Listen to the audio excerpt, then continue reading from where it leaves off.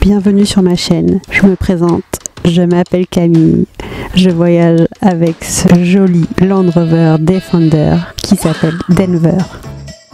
Depuis 2020, je parcours le monde seul, d'abord en van, puis maintenant, depuis 1 an, avec mon 4x4 âgé de 20 ans. J'ai tout quitté pour vivre mon rêve, découvrir le monde, pour faire des rencontres et vivre dans la nature hors des sentiers battus.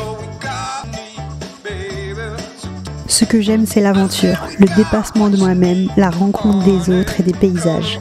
Grâce à mon 4x4 qui m'emmène partout, sur tous les chemins, sable, l'herbe, le caillou et même la plage. Et voici une nouvelle vidéo pour suivre mes aventures. Salut tout le monde! Alors, voici où j'ai dormi, en plein désert. Et c'est beaucoup trop cool parce que le matin, il n'y a personne. C'est un lieu assez touristique.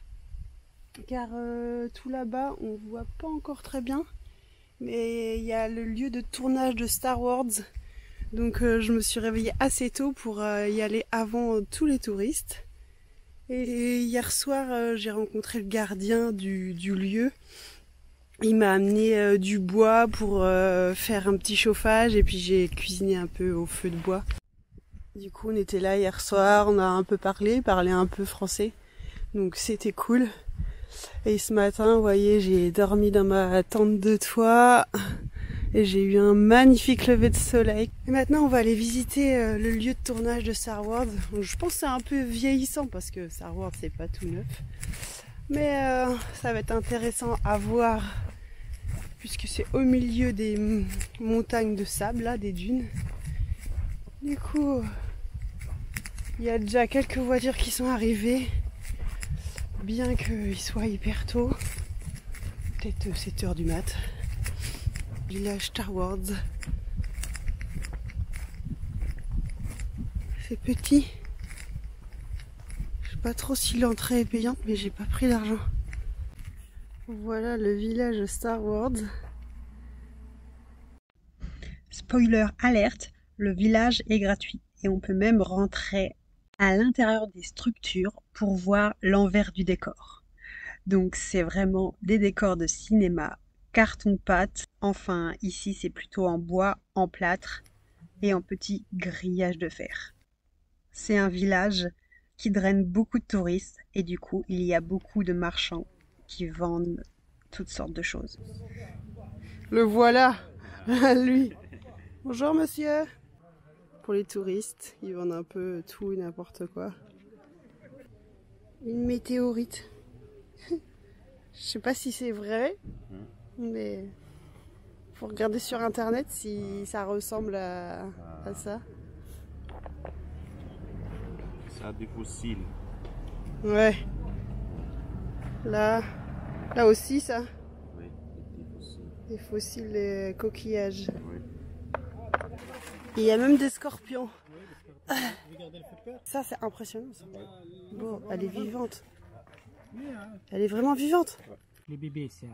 Elle est avec son bébé? Les bébés, ouais. Ah oui, on voit petit et gros. Ah mon Dieu. Les bébés, mes enfants. C'est toi qui l'as attrapé? Oui. Bon, ça me fait quand même mal au cœur de voir ces animaux très venimeux dans une bouteille, mais bon, c'est la vie touristique. Après, avec mon pote d'hier soir, on prend sa moto pour qu'il me ramène jusqu'à mon 4x4 parce que hier soir, il m'a promis qu'on allait faire du pain dans le sable. Donc moi déjà, je suis contente de faire la moto dans le sable et en plus, je vais bien me régaler. Il va chercher du bois là-bas pour qu'on refasse un feu et on va faire du pain dans le désert. Trop cool. Donc il a pris de l'eau, de la farine de semoule, un plat et on va déjeuner ensemble ici. Il arrive avec tout le bois.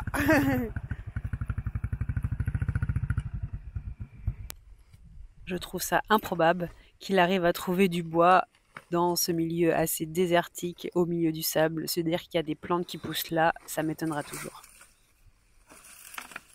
C'est parti, le feu.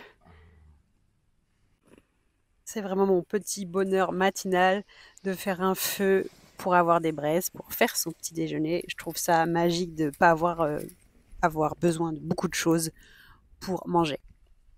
Je peux vous dire que dans le désert, la nuit, en plein mois de janvier, il fait froid. Donc un bon feu pour se réchauffer, ça fait vraiment du bien.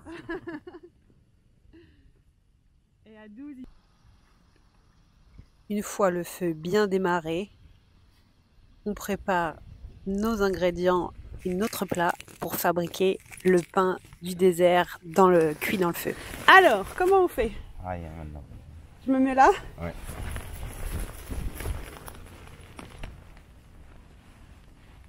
On verse une quantité de farine de semoule dans le plat, puis on rajoute une bonne quantité d'eau et après on malaxe. Ouais. Je trouve ça hyper simple, rien de bien compliqué. Il faut juste savoir bien la quantité d'eau et de farine de semoule à mettre. Mais j'avoue que là c'est lui qui l'a fait. Mais il y a juste à malaxer et au bout d'un moment ça forme une boule. Et cette boule fera le pain.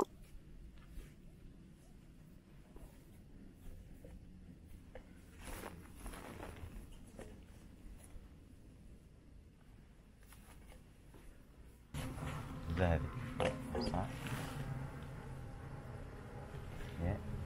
On pose? On pose. Une fois la boule bien mise en forme, on aplatit le terrain, donc là le sable. On prend le sac en guise de plan de travail. On le met bien plat. Et comme ça, on va pouvoir étaler la boule qu'on a obtenue de farine et d'eau pour faire une forme ovale afin que ça fasse la miche de pain. Après, on l'aplatit. On l'aplatit. On fait un rond.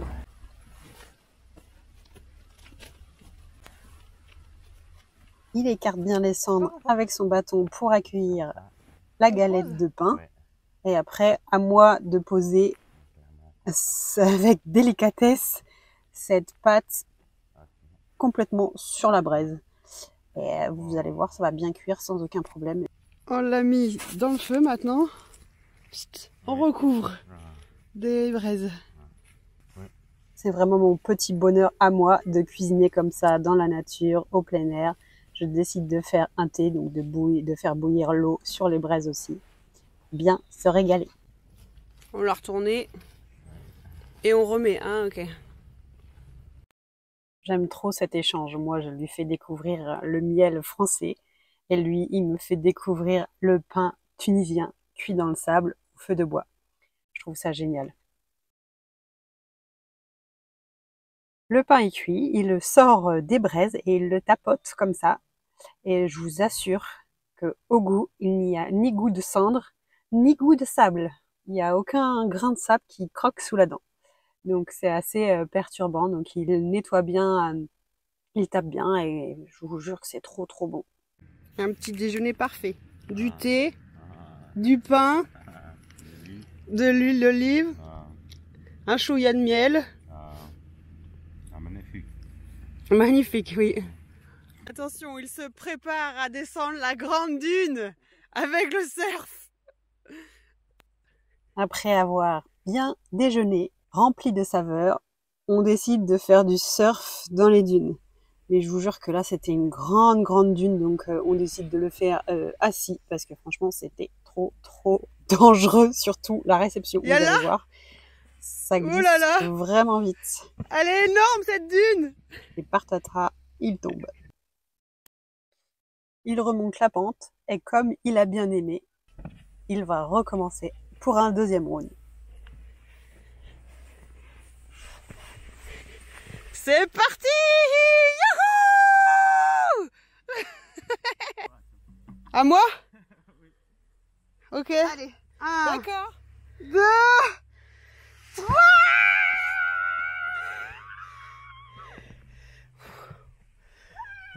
C'est du sport. Ah oui. Il y a des clandestins ici. Ils viennent de l'Algérie. Oui.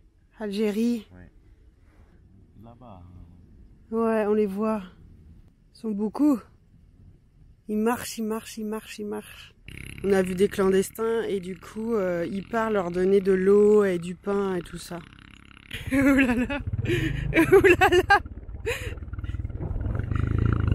Ça descend beaucoup. On vient de descendre cette dune. Allez, c'est parti pour une nouvelle aventure. On va explorer le désert alentour en mobilette. Qui a dit qu'il a déjà fait de la mobilette dans le Sahara? Moi! On traverse un lac asséché qui rend le sol tout blanc grâce au sel. C'est assez impressionnant, on croirait que c'est de la neige.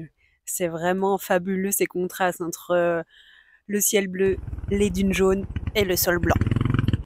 On est arrivé à l'eau. On a fait tout ce trajet pour aller voir une source d'eau improbable au milieu du désert. Comme ça, les dromadaires, ils viennent... ils boivent pas? Ah, ok, c'est salé. Salé. Attention, on goûte à l'eau. Salé. Et on voit le sel. Et là, il y a un grand lac. Je sais pas comment on dit ça. Donc il m'a bien expliqué que même les dromadaires ne voulaient pas de cette eau car elle était trop salée. Mais par contre, les clandestins qui passent par là et qui sont vraiment assoiffés étanchent leur soif dans cette eau saumâtre. À la recherche du mica. Ici. Dans le sol de ce désert, on trouve en grand nombre du mica. Le mica est un minéraux. Il est composé de silicate d'aluminium et de potassium et il est l'un des composants du granit. On a déjà trouvé, enfin, il a déjà trouvé 3 micas. Il est composé de nombreux feuillets, donc il suffit de le taper pour le scinder en deux. Ah, on voit où t'as tapé. Waouh. C'est beau, hein? C'est marron, translucide, transparent. La couleur, ça. La couleur, chouf. On tape sur le bout de fer. Il veut pas. Ah, si. C'est pas mal. C'est joli. Celui-là, il est beau, hein. Celui-là, il est gros, hein. On continue notre balade et on rencontre un berger et son âne qui gardent ses dromadaires. La rencontre est magique au milieu du désert. Ensuite, je reprends ma route pour aller visiter un autre site emblématique du désert tunisien. Une moto, un quad. Bonjour. Et me voilà bien arrivée à Onjmal, les montagnes du désert. La vue est splendide, mais malheureusement, je vais me confronter à la triste réalité. Je suis sur la route des clandestins qui veulent aller en Europe. Alors voici la triste réalité de la mondialisation. Les migrants qui veulent tous aller en Europe, ils passent par ici et ils ont plus d'eau, plus rien. Ça me donne envie de pleurer. Et vous allez voir comme maintenant on va leur donner un peu à boire et à manger. C'est trop triste. Et ils viennent de l'Algérie. Ils marchent des heures et des heures. Ils ont trop soif, je pense. Parlez français? Oui, ils parlent bien français. Guinée-Conakry. T'as quel âge? Moi j'ai 17 ans. Et pourquoi tu pars comme ça? Donc malheureusement, ils ne voulaient pas être filmés. Donc je les ai juste filmés de dos, mais j'ai eu une longue conversation avec eux et franchement j'ai pleuré parce que c'est tellement triste de les voir comme ça, marcher des heures et des heures sans eau, sans chaussures, on leur vole tout, leur argent, leur téléphone, de mettre leur vie en danger dans l'espoir d'avoir une vie meilleure et moi je sais ce qui leur attend au bout, que c'est pas non plus fameux, ça m'a rendu triste, tellement triste. Ils sont contents, j'ai l'impression. Et les manger, Ouais, il est beau, ouais, il a l'énergie pour continuer. Bon, j'étais quand même contente de leur avoir donné à manger, de les avoir nourris. J'ai l'impression qu'ils recroyaient un peu plus en l'humanité avec toutes les horreurs qu'ils ont déjà vécues. Donc bon, ça m'a consolée un peu. J'ai compris que si pour moi le désert était un paradis, pour eux c'était la traversée de l'enfer. Voilà tout ce que je leur ai donné. Ils ont tout mangé. Et maintenant ils sont partis là-bas. Et moi j'ai beaucoup trop pleuré. Pour me remettre de mes émotions, Wadia, le Tunisien rencontré sur les lieux, me propose d'aller faire un tour de quad. J'accepte, car ça va me faire du bien de me changer les idées.